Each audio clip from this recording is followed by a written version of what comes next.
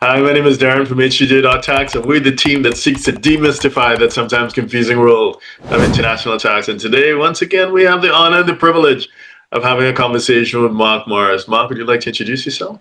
Yeah, I'm an expert in automatic exchange of information and exchange on demand, and I've been doing this exclusively and nothing else since 2002. And I consulted for the EU Commission, the EU Parliament, and the OECD on the weaknesses of these topics, and I testified to the German Parliament about the tax treaties that they do. Okay, all right. So, pretty impressive. Can you set the table for us? So, like, what are the concerns of Russians when it comes to the automatic exchange of information and exchange upon request? Okay, so there's quite a few news articles out over the last few weeks about all Russian structures and Russian accounts have become zombie accounts because the Mm, existing bankers are just too afraid to do anything. Uh, and so they're just not touching the account. mhm, mhm, But if you've got automatic exchange, then you are reporting that account. And maybe mm, if you're in some countries like the UAE, where the UAE knows that you fled there, they could ask for information on that account. So it's a big concern. So, so these are the concerns of Russians with accounts that have either been frozen or they can't take the money out. Okay, mhm, so the first concern is automatic exchange of information. mhm, This is primarily under the Common Reporting Standard, and this is a systematic periodic exchange of financial account data between jurisdictions. For wealthy mhm, Russians, this creates several issues that they're concerned about. Number one is loss of anonymity in their new jurisdiction. So the Russians didn't know that they went to Georgia, they didn't know that they went to the to Singapore, whatever, and now the Russians get told, "Hey, this guy's got an account here." Okay, so a lot of the Russians first fled to countries like Georgia or Kazakhstan or um, Armenia, thinking they would be safe. But those countries in the last 2, 3 years have joined Syria or indicate that they'll start next year. So mhm, they got a problem. Okay. mhm, Number two is the Russian resident tax residency trap. Russians who fled may still be considered as tax resident in Russia if they've stayed some days there in the year that they left, or worse, the Russians say your center of vital interest, which is an OECD test, is still here because your family's here, your pets are here. your, uh, um, so if they're still tax resident in Russia, even though they're living somewhere else, then the information will be exchanged with Russia.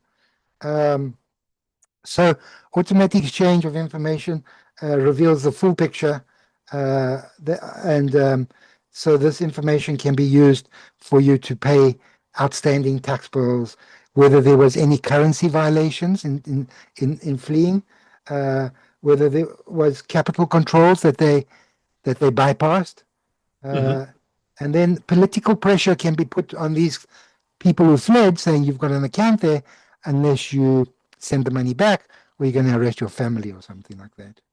Now, that's CRS. The next issue that they're worried about would be exchange on request or Mhm, exchange on demand. mhm, Well, the automatic exchange of information is a broad net. Exchange of a request is targeted. So that's when Russia specifically requests information from another regarding a particular taxpayer, often as mhm, part of an audit or a criminal investigation or a political harassment. So they could start, they know this guy is in UAE. Let's ask specific information about that. And they can extend to other assets as well, the yachts and so on. Okay. So, mm, so this is triggered by investigation. It's not automatic, but the Russian FTS, the Prosecutor's General Office, uh, they can open a case against this client that's left. Well, not client, so-called ex-Russian resident for sanction evasion, tax evasion, or other financial crimes. Um, and then the Russians can use this as a weaponization risk so that they can use this information against family members that are still living in Russia. And worse, exchange on request can reveal hidden networks, because now you can see who money goes to, other Russians, where it came from, and so now networks are being exposed, and they're scared of confiscation from the Russians, one way or the other. Okay. Mm. So I'd imagine, okay, so from what I understand, when, the unfortunate situation with Ukraine kicked off, the CRS to a large extent was suspended. So Western nations in particular, like the UK and Europe, they decided, you know what, there's no more automatic exchange of information, and perhaps Russia decided at the same time too. So to your point, I guess the main threat, if I would put it that way, from an information sharing point of view, would be the information upon request, because they may still be able to invoke treaty positions. Is that a fair statement? Well, it's not only the EU residents and the UK. The Russians fled to many other countries, especially in Right. Yeah. Asia, Mm. Far East, where there was no suspension. And so, Ah, right. Okay. Okay. Yeah. and anyway, the sanctions, which we'll talk about just now, on Right. providing trust services, doesn't include Russian residents of the EU. So Mm. the Russians in the EU is probably a minority Hmm. of people. Okay. All right. Great. Mark, if somebody wanted to reach out to you and to find out more, what's the best way to find you? Well, there's two ways. One is to go to my website, co-ownershiptrust.com, or just Google or maybe AI search Mark Morris TRS. Hundreds of hits should come along. Okay. Fantastic.